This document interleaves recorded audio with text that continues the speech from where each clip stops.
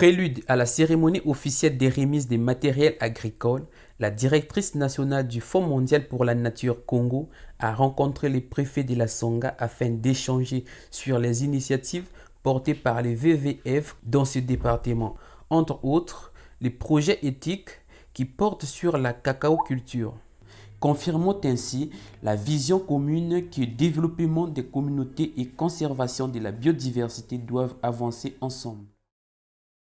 Ce jeudi 25 juin 2026, le VVF Congo a organisé à Sembe une cérémonie de remise des équipements agricoles et des plantes améliorées des cacao aux 150 producteurs du cacao des districts de Sembe, Swanké et Mbala dans le département de la Songa.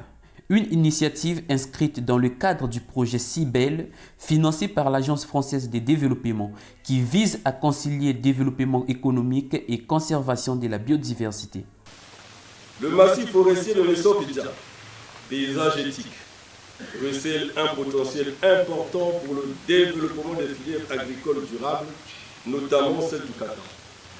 Toutefois, les petits producteurs locaux font face à plusieurs contraintes majeures, parmi lesquelles un accès limité aux équipements agricoles adaptés, une faible disponibilité en matériel végétal amélioré, des pratiques culturelles encore peu optimisées, ainsi qu'un accès restreint aux circuits structurés de commercialisation.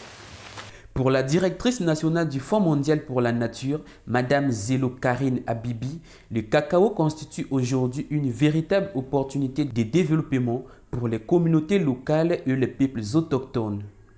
Lorsqu'il est développé dans le cadre de systèmes agroforestiers durables, il contribue également à la préservation des forêts, à la protection de la biodiversité et à la lutte contre les changements climatiques. À travers ce projet, le VVF accompagne les communautés locales dans le développement d'activités économiques durables, capables d'améliorer les revenus des ménages tout en préservant les ressources naturelles.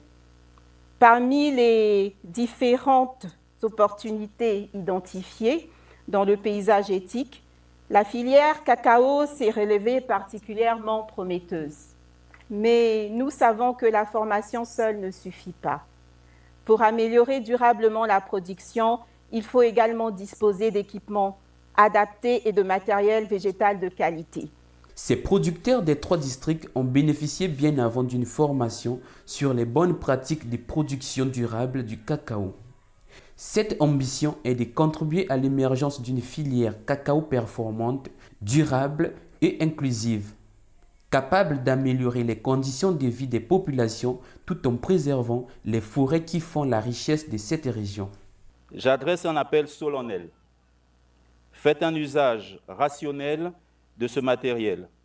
Assurez-en l'entretien rigoureux et adoptez les bonnes pratiques agricoles. C'est à ces conditions, et à ces conditions seulement, que nous améliorerons durablement les rendements, les revenus des ménages et les conditions de vie de nos populations. Émus par ces gestes, les heureux récipiendaires s'y sont exprimés. Ça représente grand chose parce que les planteurs de cacao étaient confrontés à beaucoup de difficultés. Maintenant que ces choses-là arrivent, avec des formations, avec l'appui en matériel comme ça, en tout cas pour nous, ça représente en tout cas grand chose pour nous. Et on nous a montré comment planter le cacao, on nous a montré aussi comment tailler des cacao et on nous a montré aussi comment traiter les cacaoyères.